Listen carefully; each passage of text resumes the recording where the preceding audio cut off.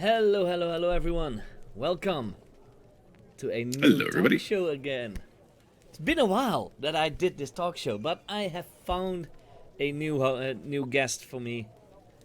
Meet PapaXillion, also known as Hello, everybody. Berry. That's me. DM of the Gilded Flask. Yeah, and DM of a couple of other games. I got about 4 games a week, so yeah, keeps me busy. The one that is streamed at least. That is true. Yeah. Where the watchers might know you from is the Gilded Flask. And there, now I see the event popping up on Discord. Yep. So who knows, maybe now we get a storm of people coming in. We don't know. Would be nice, but we don't know. Well, yeah, we could just, it's a tavern, so of course, can I offer you a drink? You know what? Sure. I mean, I already have some tea, which is the thing you need to drink at a tavern, of course. By the magic of roleplay, we changed the cup into a different cup. Oh, well, there we go. Thank you. See? Yes. Well, this is still the second one I've did, so maybe it's still not fully 100% going fluidly, but that's okay. Perfectly fine.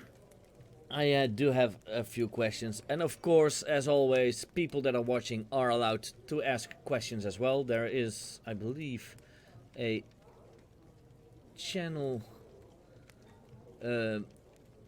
version that you can ask the question. Oh no, you can just highlight your message and then probably I'll see.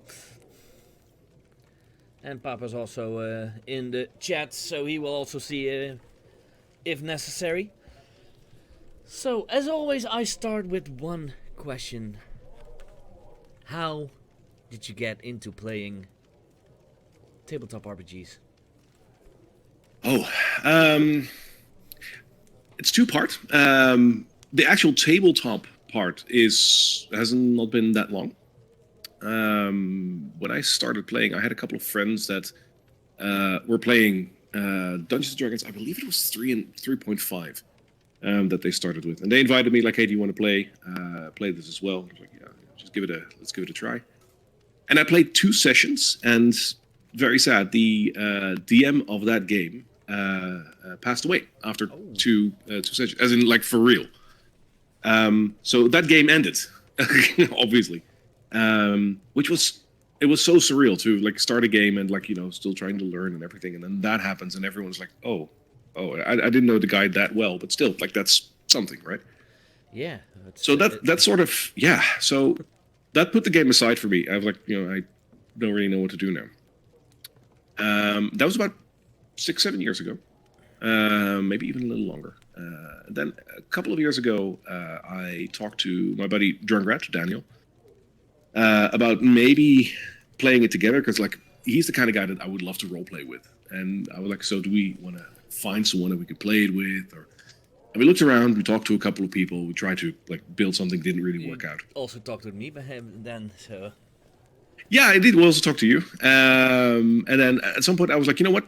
What we're going to do is I'm just going to go and learn how to DM, and we're going to try it, and we'll see what happens. And we got a couple of people together. And we found, other than Daniel and me, we found Marissa and Anne, the 2 other players that we played together with, through the forums of D&D Beyond. And we played a full campaign with them without streaming it. We did record it, but we didn't stream it.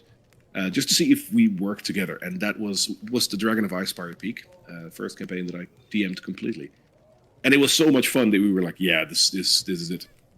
And from there we moved on to the Curse of Strahd, and well, that's what we do today. That's what we do on the Gilded Flask. Yeah, but that is very. And outside of actual tabletop RPG game, ever since I was a kid, I've played all the games that are based on it. So the whole Might and Magic series, which is basically just D&D, but then in a RPG game. I've played that since I was 10 or something, so it's been a long time. Yeah, that is pretty long, because I know how old you are.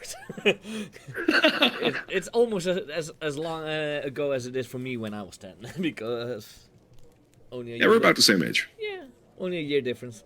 Because we know each other in real life, Barry and I. So we've met each other 2 times now in real life. Once in Rotterdam when you had your meet and greet together with with Drunky. With Drunkrat. Yeah. And of course, and one at TwitchCon, of course. Yeah, and sadly we missed each other at Castlefest. We did. We were like sending each other messages like, "Where are you? Are you over here? Are you over there?" We just like it was busy over there. It was busy. Man, you could tell that Castlefest like was gone for a couple of years and that they were back. Everyone was there. Yeah, and for me it was the first time as a volunteer. Because I volunteered at Silent Disco. Yeah. Which secret isn't that very silent? I can imagine. Yeah, but as you said, looking for people you really want to roleplay with, that is, in my opinion, also one of the most important things to have in a game. Yep.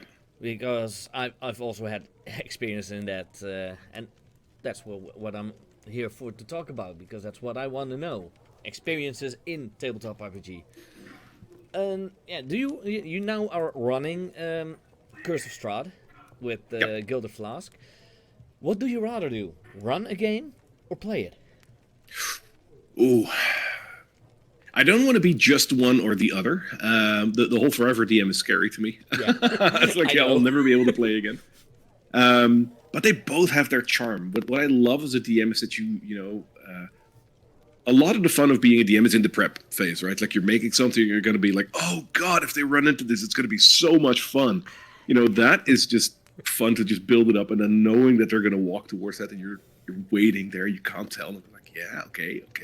You open the door and bam, here we go. This is the cool part of the story. That is great of being a DM. It is.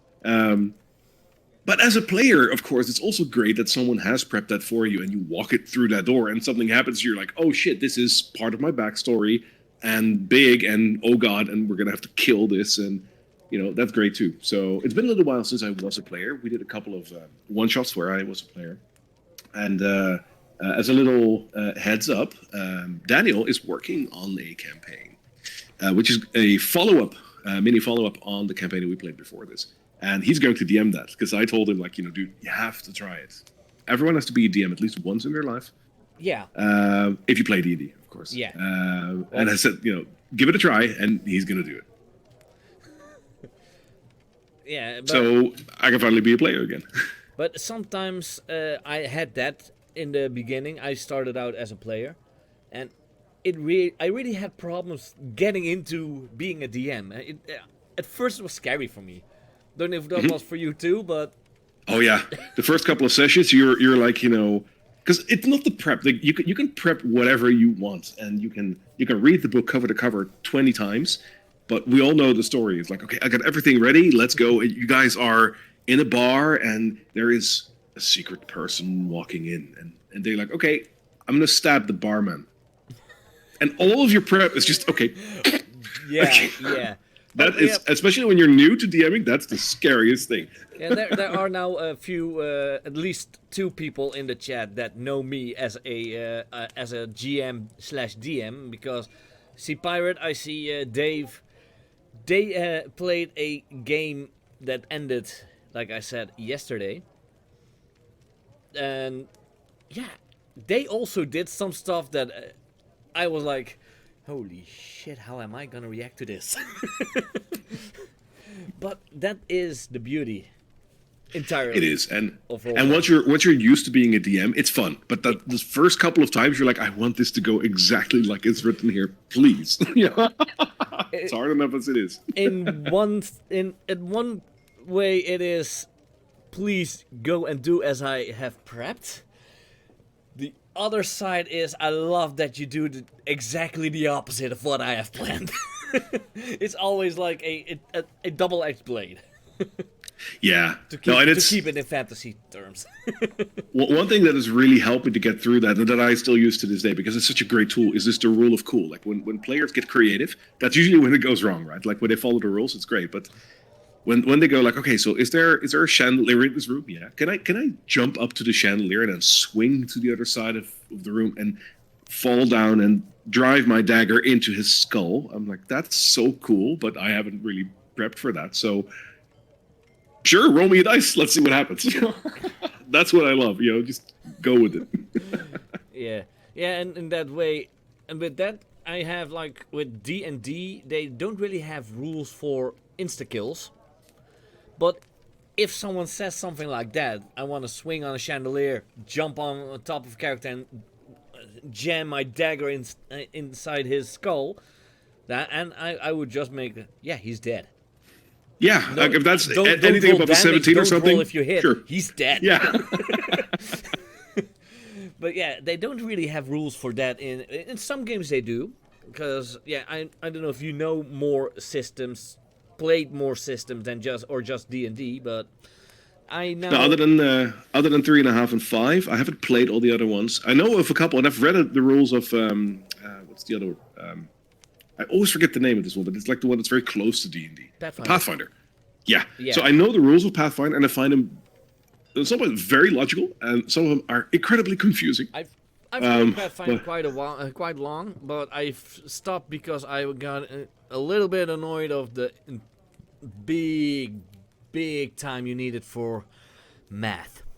Yes, it's a spreadsheet game, right? It's yeah,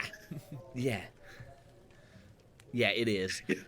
But I did. It has an unhealthy. It was the D game where I had my first finished campaign. Oh, really? Took only about 3-4 years. No, even longer maybe. Yeah. But mostly because our DM was a travel agent. He was in Australia or in China or other Asian countries for like 2 to 3 months, and when he was back he would play again. Yeah. Well, so you have you run more games, or is this literally also the first game you are running? No, so before this, I played the Dragon of Ice Fire Peak, which is, for those of you that don't know it, it's one of the introductory campaigns that the Wizards of the Coast pushes as, like, if you're a new player, this is one of the ones you want to play. It's a new starter set game. Yeah, so the big starter set is the Lost Mine of Phandelver, which is also in the same area, and then the Dragon of Ice Fire Peak is a little bit more difficult, but not that much, and it's a little longer, it's a little less railroady, but it's still very railroady.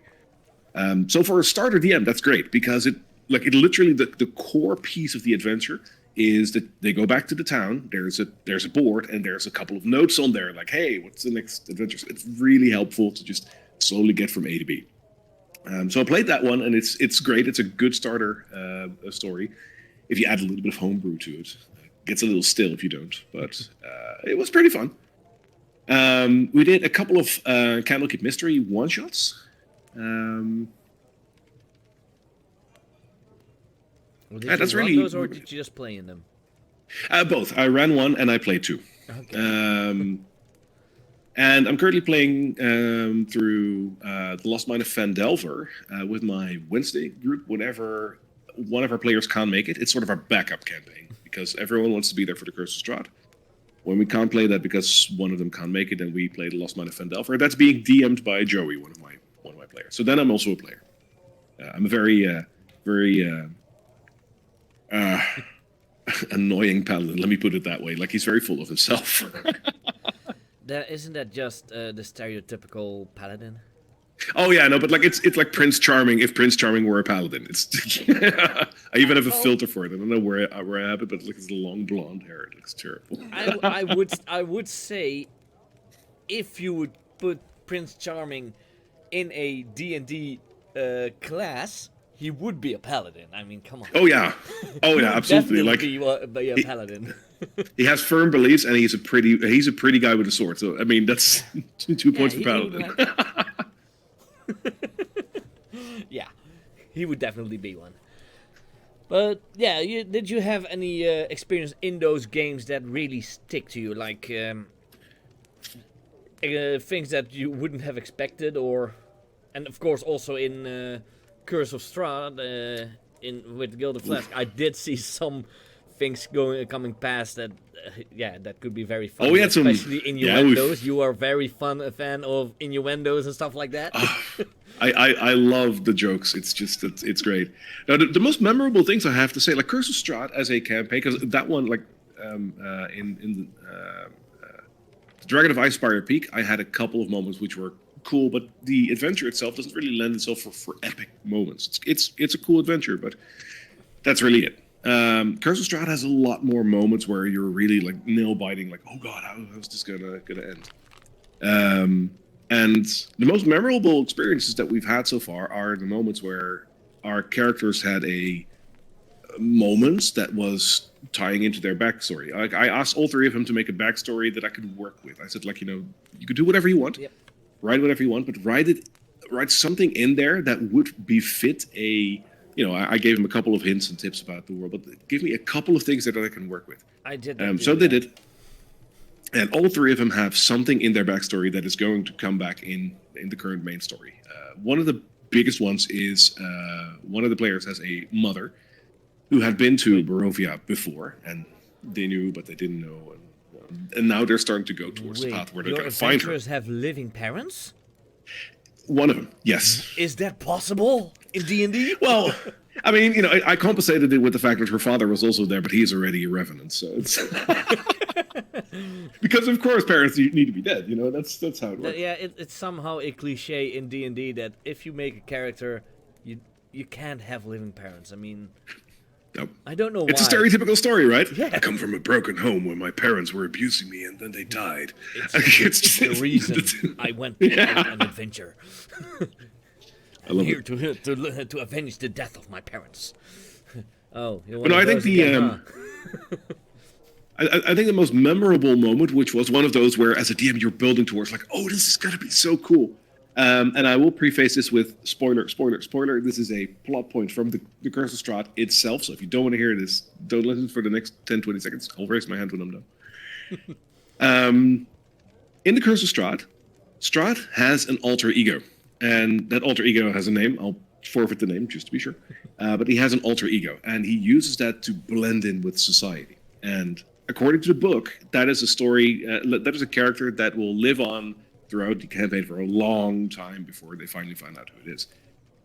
I used that to pull the characters along to a place somewhere in the world before he revealed himself as being Strahd, and then took the female protagonist with him to become his bride, basically. And the moment he revealed himself, the players, all three on screen, were like, and that was such a great moment. I watched that episode. It was awesome. But we're talking memorable, that was a big one for me. But one of the things, and I was there even in your break live chat part when you did that, I was wondering when they started their entire pie imperium. It's another one. Yeah. I was hoping they found out about the pie makers, because I already played Curse of Strahd 2 or 3 times, that we started to try and play that campaign, but every time something happened that we had to stop because we couldn't continue on. And one of those was that we found out about the pies, how they were made. And since I heard them starting that entire pie imperium, selling the pies and making money out of it, I was like, oh, seriously, I hope now that they find out how they make those pies. Yeah, because I figured when they would go to the windmill to get the pies, I figured what was going to happen is that they would get, a couple of free pies as I prepared, and then they would be like, oh, that's cool, and take them with them and be on their way. And instead, one of the players was like, hey, so maybe we can work together. We can sell your pies in the rest of the... can we work together? So they became an active part of this whole pie thing, which is great. Like, I couldn't have prepared that. Yeah, who would have imagined that? It was so cool. Yeah.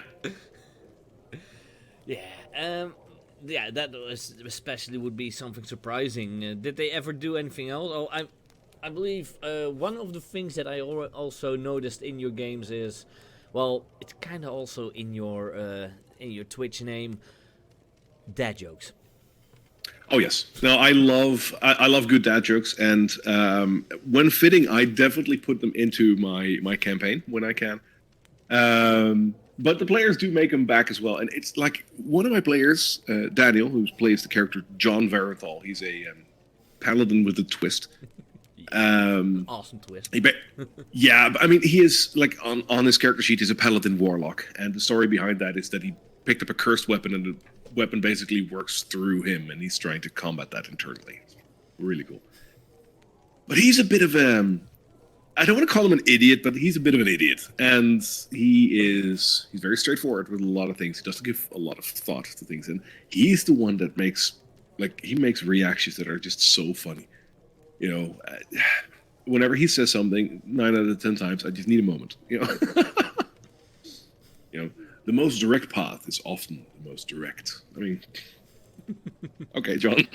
Yeah, but the fun thing is, especially now, I believe tonight will be episode 30.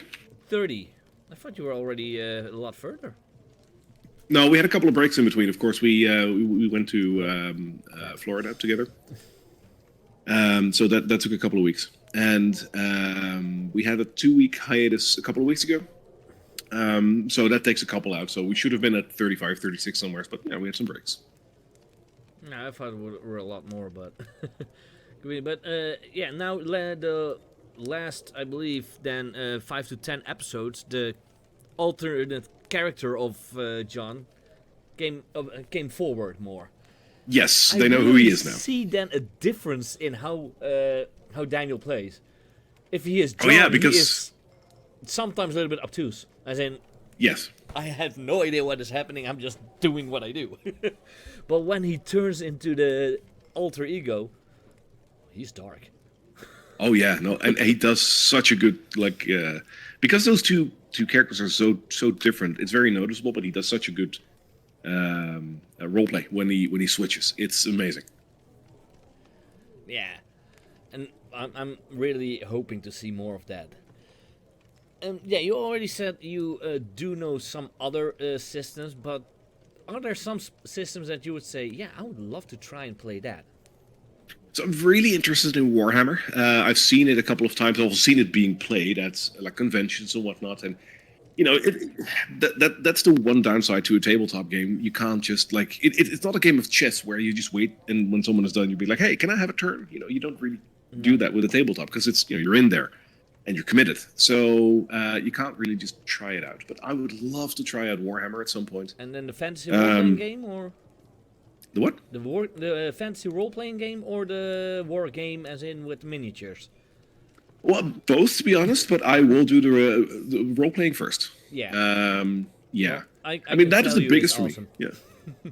Yeah, I can imagine. Yeah, I've seen it with the... I've been playing that now with some that are now also in the chat, like Pirate and Angie. I've played that now, how long is it? Almost a year on Mondays. And yeah, we have it's chaos, but it's so much fun. I can imagine, yeah. And because also the system works mostly with D100s. Yep. You got a stat, but Loki, move. Thank you. You got a stat, but you have like 37 on a skill. Yep. But if you roll above that, you fail. Okay. So it's you have to roll beyond underneath it, and the lower you are under it, the better you are at it. Okay. Yeah, like Dave says in the chat, it's grim dark. It's not meant to be easy. Okay. But I like that. There is it should be unbeatable. There are some games that do that, right? Like that you're not going to make it, but you have to make the best of it. I have an issue with that. I don't have to be like the big hero, but I want to have a chance at least. But if it's a small chance, that's fine. Oh yeah, my character once got mad because he didn't get the information he wanted, and he slammed his axe on the table and broke the axe. You now have no weapons. Good luck. I do. It still had a weapon. It just didn't work as well as it used to. It just got. But I'm a dwarf. Yeah, as Pirate says, that was a great moment. Yeah, but yeah, my character has a little bit of a anger issue sometimes. I mean, he is a dwarf, but he is not a typical dwarf that grew up with normal dwarves. His parents are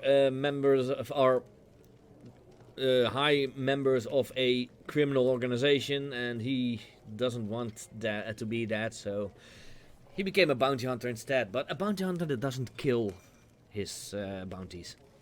Yeah, I love that. And then but yeah, so other than party members killed his bounty. so other than Warhammer, I think I've seen a little bit of Blades in the Dark being played on Twitch at some point, and I was like, that's interesting. So I don't know if I like it or not, but it looked interesting, like first time that I saw it. And Call of Cthulhu, of course. Like that's the other big one that I have to try at some point because everyone is very like, oh, you have to try it. Okay, then I guess I do. I've played 2 Cthulhu games, Cthulhu Dark and Cthulhu Green. Mm-hmm. But if you don't mind a game that is unwinnable in a way, Cthulhu is your game. Because Cthulhu, you die. That's one thing that is almost a fact. Well, at least if you know, right? But that's the entirety with Cthulhu games, and in IMT, they are huge fans of Cthulhu. Mm-hmm. I told you, IMT. That's right, Angie. We did survive the last few. That's true, but we are. Most of the times it is that it's the journey towards it, the twists that happen during the entire story. That is what is awesome in it. And who goes insane first? Right. That's also fun in that. But yesterday, like I said, I finished Masks. I don't know if you've ever... I might have talked to you about it. Did you also, or did someone also play that on Infinite Monkey Tales? Because I believe I have seen a bit of that. I run it. I've ran it now. Yesterday was the season finale, but I did ran it on Infinite Monkey Tales. I was going to say, yeah, I did see a bit Fridays. of it. Because yesterday was episode 8. Yeah, Mm-hmm. it was 8, and that we made that season finale. So there is a chance I will run a new season next year somewhere, but we'll see. Because I'm taking a little bit of... I don't know, Dave, if it will be in 2023, but maybe late 2023. But if and I bet my mates there will say, if you are interested, you are always welcome to join. But it's I don't know. Do you know Powered by the Apocalypse games or no? Yes, I do. Yeah. Well, Blades is sort of based off of it, but Masks is Powered by the Apocalypse. And Okay. The thing I love with that is you already start with knowing your team. You already have a social connection with everyone in the team. That makes that game so Which great. is... That's the one thing, the one gripe I have with a lot of D&D stories. And like with the Curse of Strahd, same deal. Like it sort of starts acting as if you guys like just got together and went on an adventure. But, you know, I've said this once and I'll say it a million times. There's just something so incredibly weird about, you know, you stand in a bar and then a stranger approaches you and he says, hey, it looks like you're an adventurer because you have weapons on you. Do you want to go out and risk your life together with me for like 5 gold because we're only level 2, so we don't get a lot of money? That doesn't create a bond of like, yeah, let's do that. That's, you know, it's weird. And also in a world like the world of Dungeons and Dragons, you look like an adventurer because you're carrying weapons. No, I'm not an adventurer, but have you seen the world outside? It's full of orcs, it's full of gnomes, it's full of goblins. Exactly. I need to protect myself. Yeah, what is this adventure? Probably orcs, but it could be a dragon. Like, what? So, you are telling me it's an easy fight, or I'm gonna die. Which, in essence, you know, welcome to any tabletop game. It's like, it's gonna be easy. No, it's not. This is just gonna be a breeze. Nope, it's gonna be a storm. No, I don't think I've ever had a situation where, you know, some battle encounters are just hard. You know, you start to be like, oh god, we never should have come here. But the few that start off as like, oh, this is easy, you know something's up. There's never an easy battle. There just isn't. There's always something. Yeah. You know, it doesn't have to be unwinnable, but there's always something that you haven't seen. So that I hate those the most. When it's like, okay, so there's a dragon over there. You're like, okay, we need to get the heck out of here because it's a dragon. But when you start a battle with one orc that is wounded, no, you go first. I'll wait here. You're starting a battle with one orc that is wounded.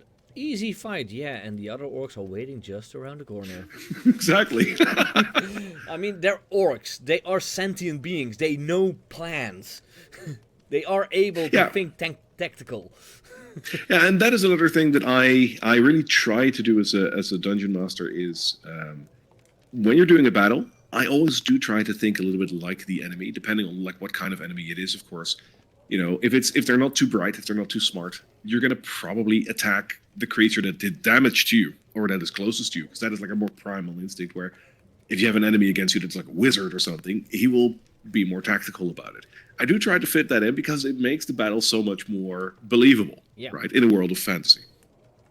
Yeah, why would you, as a swordsman, start fighting another swordsman when there's a sorcerer there that could kill you from a few feet away? And that you could probably kill if you like have the upper hand and go to him. That's a very smart move to just do that. You know, and like that's unfair. Why? Yeah, like a black slime won't do that, but a swordsman would. Yeah, a wolf might be tactical, but not in that way. But still. No, a wolf will probably attack whatever is closest to him and is threatening him. Yeah. You know, so he will not even see the wizard. No.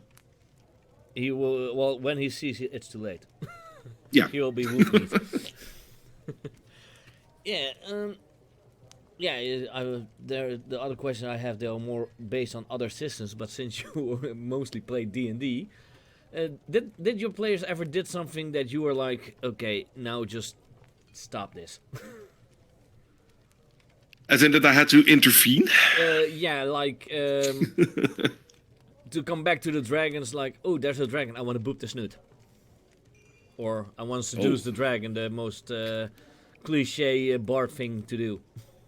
So in most cases, when especially Curse of Strahd can be very unforgiving. You can turn around a corner and there's like level 60 enemies there, and you know you're level 3. So I do try to give hints very subtly when they go to a place that they shouldn't go to, and they're very subtle, and most of the times they do pick up on them. And sometimes they don't, and then they just need to learn their lesson. So I don't intervene all that much. I think there's been one time where they were going off on a tangent, which was fun. But if they were going to do that, I had to basically prep another couple of maps that I hadn't gotten to yet. And since Curse of Strahd has like over 60 locations somewheres, so it's a lot of prep work. I was like, guys, like in the break, I was like, you can go there, but please wait until next week because I need to prep the maps. Yeah, I've seen the map of Barovia, so yeah. It's big. Oh. Yeah, it's big. So that was the only thing. And luckily we have something to fall back on whenever that happens, because we use the interactive Tome of Strahd, which is a DM's Guild thing. Because the Tome of Strahd is an item that's basically Strahd's diary, and in the core game, it's just a PDF. You can just give it to your players like, this is what it says, and it tells you the backstory of Strahd, which is great, but it's kind of boring. The interactive Tome of Strahd turns it into 12 chapters that they can actively roleplay through. So they don't have a lot of agency in there, a little bit, but they get to experience what happened with Strahd firsthand. And because those take a little time, whenever we do have a moment like, guys, I need to prep something, they're like, oh, okay, let's set up camp and read a chapter. It's a great way to give me some breathing room. So like, I can prep the other things. Of course, I still need to prep the chapters for the book, but that's a little easier. Yeah, that's mostly I now with my Spelljammer game played my first written campaign, because normally I'm full on homebrew. Mm-hmm. I'm not always, because sometimes those pre-made campaigns I can't get heads or tails out of it. Mm-hmm. And I was planning on playing maybe the Lights of Zarsius campaign that you get with the box of Spelljammer, but Yep. I'm just gonna homebrew it again, I think. Because how much of your game in Gilded Flask is homebrew, and how much do you take out of the books? I know some of the things that you took out of the books, but I think the basis is all out of the books. Like the basis is there, but on top of that, I think easily a third of what they do is homebrewed, and not just by me. I have a couple of things that I got from other people, but yeah, the core story is there, but at least a third is not official part of the Curse of Strahd. yeah, I believe the part with the ghost children that you had on stream, that was made by a fan, right? By someone that was... Yep, that's correct. And yeah, that's happens. Still in there. And in Vallaki, there's a brothel called the Sanguine Rose, which is made by Diamandi, who makes most of the maps that we use. And he homebrewed that himself, and I thought that is just what the city needs. It needs a brothel because it just makes sense in the story as well. So we put that in. That is not by me, but it was such a great addition, and that has a little effect on the world as well, which our players will get to know. I think today they did something which has a positive / negative effect on that brothel. Yeah, I'm not fully on in the game yet. I only saw part of last session, and that session before that also only half, but I need to catch up again.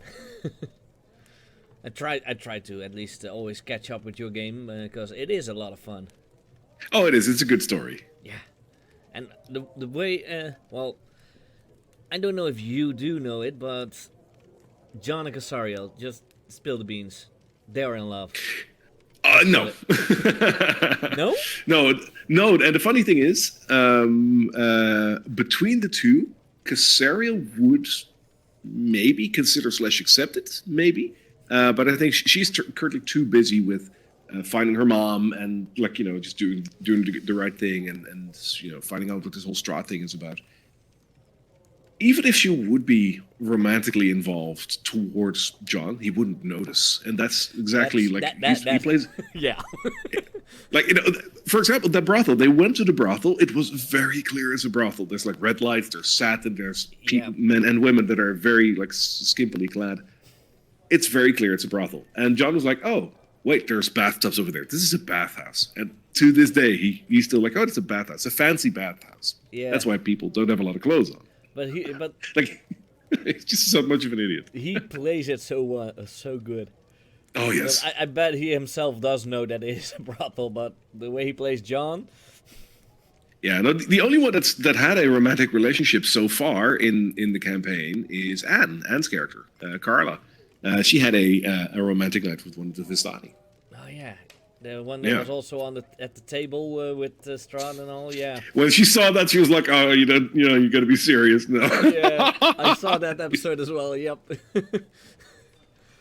Yeah, Dave. Every game and campaign needs an idiot, and absolutely funny he's saying it, because he technically was the idiot in my Masks game. It's in your username, Dave. So. Yeah, it is, but it was fun. I mean, he was playing a transformed. He looked like a demon with wings but couldn't fly. But we almost had two idiots, because we also had Squirrel, or Jan as he called himself, and he was from a different world, and technically only 3 years old. Technically, because in his world, 3 years is equal to a 13-year-old in our world.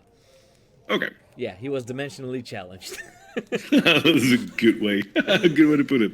Yeah, but for some things, because we had one episode where there was the one before the season finale.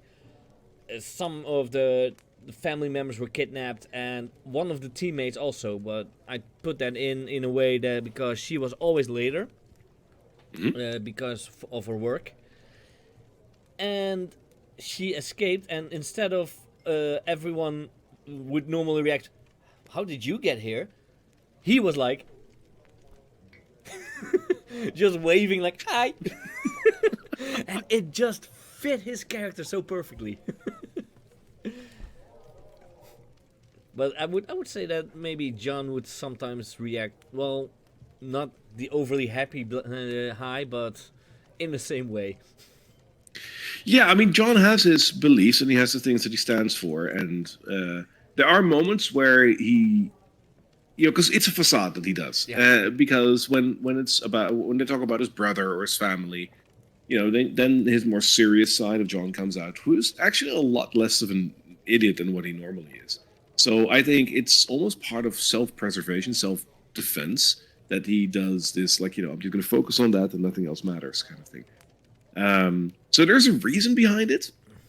But that being said, whenever he goes into that mode, yeah, he's a complete idiot. So it's great. Yeah. Is there maybe someone in the chat that has a question for Berry here? Not all at once, please. Yeah. How you have the 30th episode tonight? Yeah. Anything you might want to give a brief for? For tonight, well, they're going to go to the Abbey in Kresk, which is another big location, or at least like an important location. After that, they did get a letter last episode where they were invited to go and visit Casariel's mom because they met her finally. Yeah. And they made a deal with Strahd. They had to do something for him, and then he would arrange a meeting with her mom. And they got the letter, which invites them to the Sanguine Inn, which used to be the Blue Water Inn. But it's been renamed to the Sanguine Inn. And what that is and what they're going to find over there is what's going to happen tonight. So it's going to be exciting. Yeah. Angie asked, what age did you start playing? But technically you already answered that at the beginning. Yeah, so that was around 28 somewhere. So I was kind of late. Yeah, he was a late bloomer. And yeah, Dave already said it himself. He asked what any systems you want to try, but you already answered that as well. You want to try Warhammer fantasy role-playing game? Absolutely, yeah. Well, funny enough, here they did say it. We are going to run that on stream next year at IMT. Don't know if there's still room, but who knows? Maybe you could. I would love to. I mean, at the moment, I play Dungeons and Dragons with 4 groups in a week because you got to have a hobby. So the Saturday one is the one that we record. On Sunday, I played with a couple of Canadians. It's their very first time playing any form of tabletop RPG, so they're very, very new, but they're doing well and they're having a lot of fun. And then I have my Tuesday and Wednesday group. Tuesday is with colleagues. I also started a colleague group of D&D, which is fun. Like, even my manager considered joining, but she didn't have the time. But at least we got something going in the office, which is great. And on Wednesday, I played with a small group of Dutch people, including my wife. I got my wife to play D&D, which is fun. I can recommend that to everyone. This is a good question from Dave. Steepest learning curve you've encountered so far as either a player or GM? I think that's two things. First off, the first time you encounter a character sheet. I think that is and I think we all know, right? The first time it's like, oh yeah, do you want to play this game? It's great. That because you need to throw dice, and there's like there's fantasy, and there's this. and you look at that, and the first time you see this, it's like, and this is a game, you say? What? Yeah, and especially when you explain what is, if someone asks, what is D&D? I always say it's a collective adventure you create, a story you tell with other players, and you only use 2 pieces of paper. I don't tell them what's on the paper, but I do say 2 pieces of paper. And sometimes when they see the paper, they think like, oh.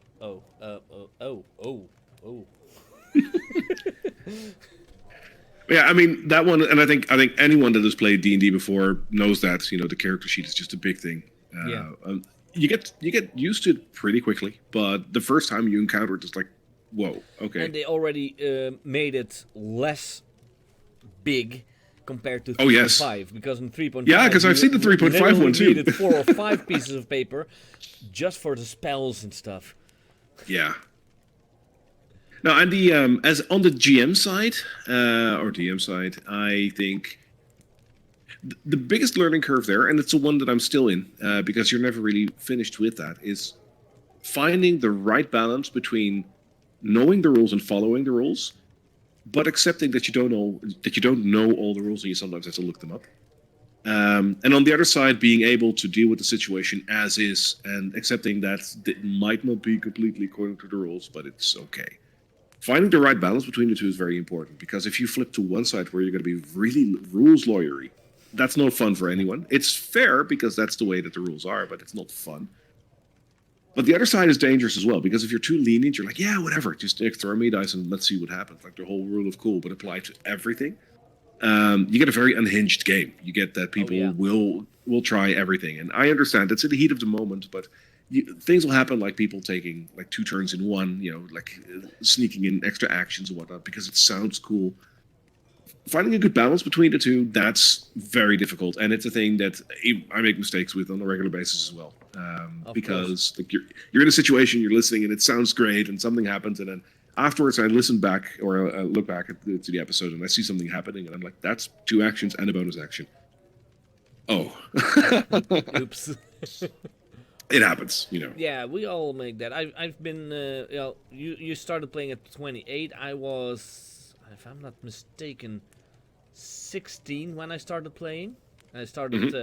I've even dabbled in D&D, D&D Advanced, so the 2nd edition. Yep. And yeah, for me also it was sometimes at first when I saw that character sheet was even way scarier. I've even played 1 session of the original Spelljammer, which is advanced, because after 3.3 to 3.5, 4 they haven't had Spelljammer. They brought it back now. Yeah.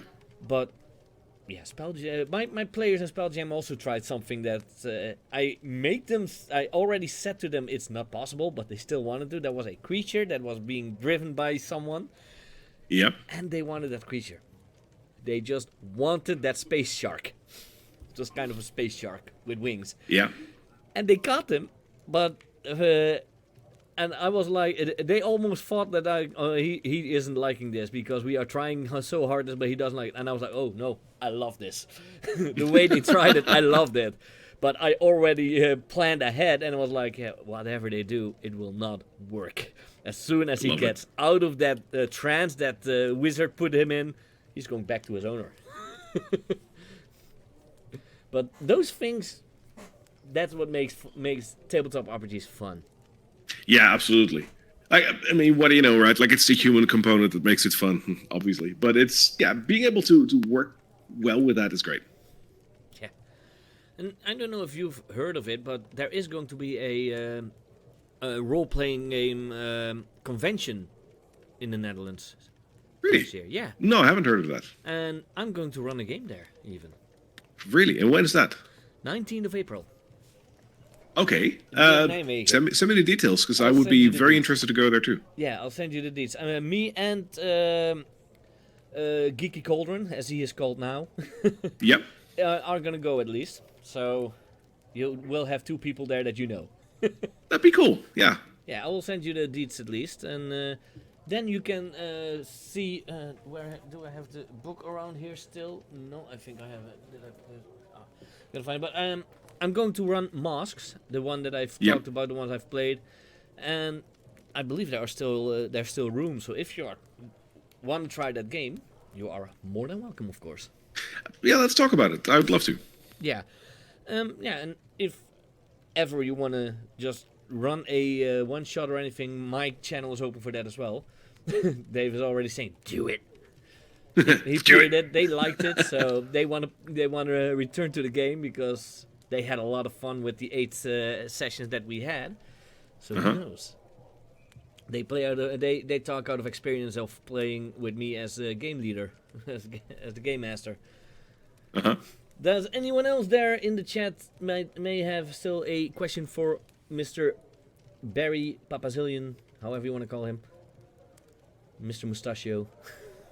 Because, yeah, that is his trademark, the mustache. You know what? Yeah, and that just happened by complete accident as well. Did I ever tell you? No, you didn't.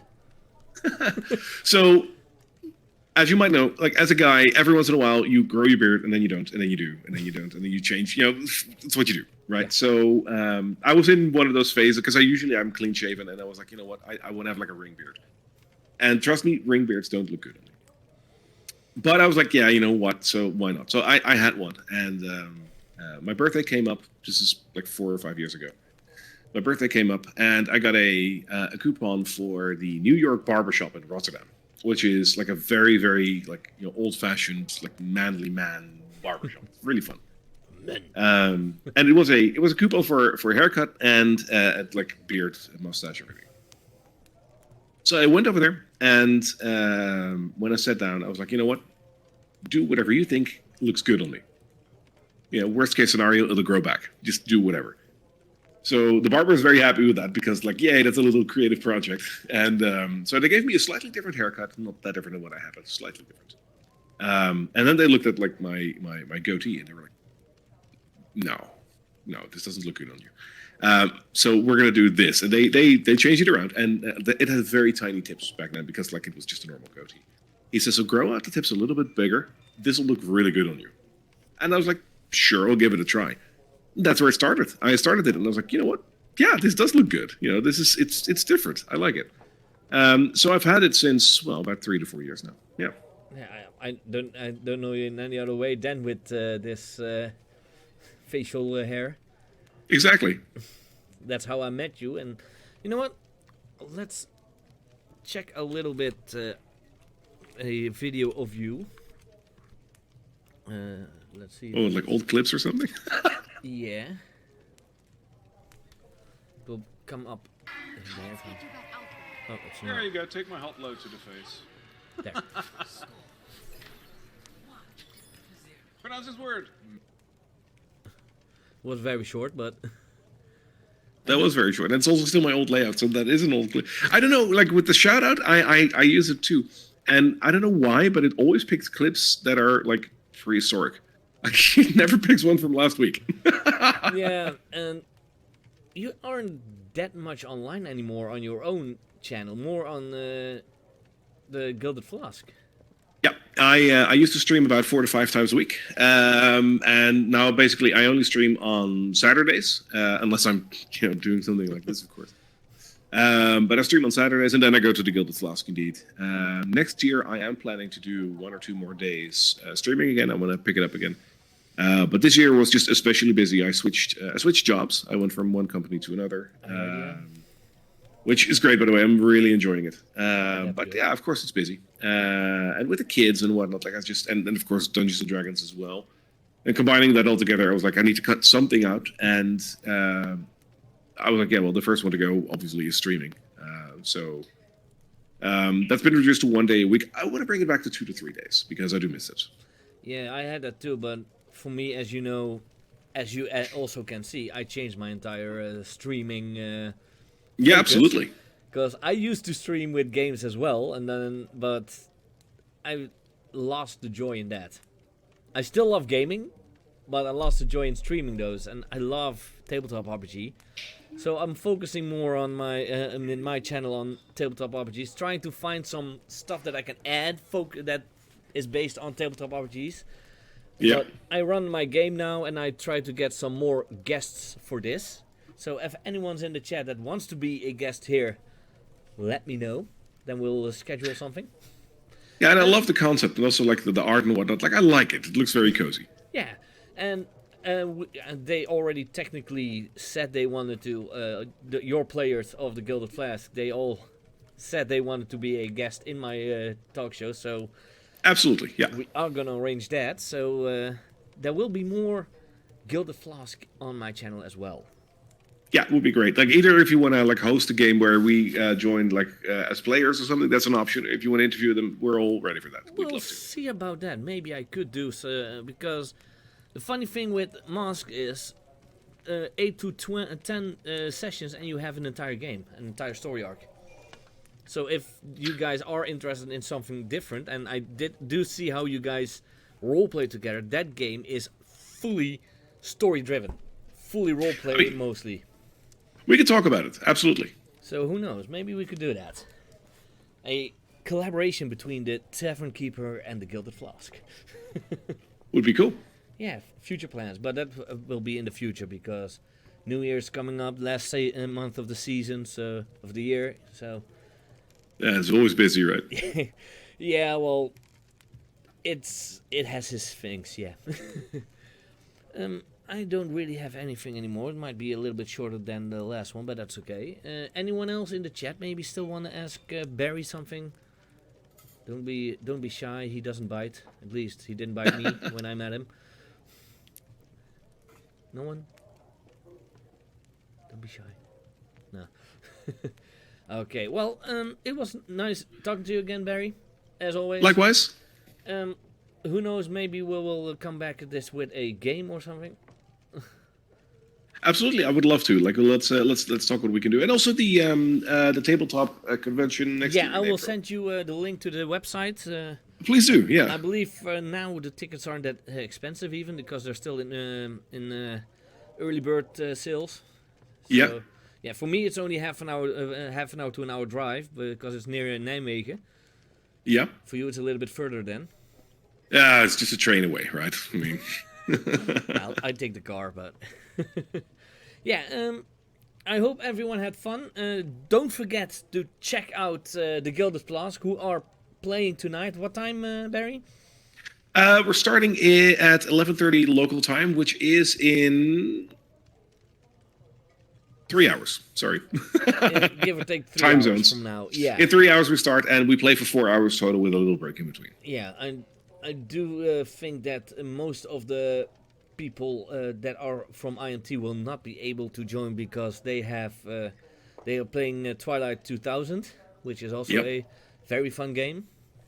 But they always post it on YouTube. This will also be on YouTube, of course, and you can always check back there. What's the channel?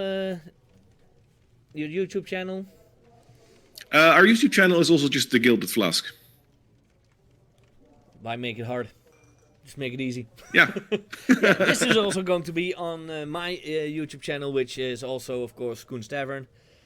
And I'll hope to have a other guest a little bit sooner than now, because it took me 2 months, I believe, since the last episode. But let's hope it will be faster now. But because I love doing these. Sometimes a little bit hard to get questions around, but still, it's fun. Perfectly fine. It was a lot of fun. Thank you for having me. And we will see you guys all on the next one. Sounds good. Bye, everybody.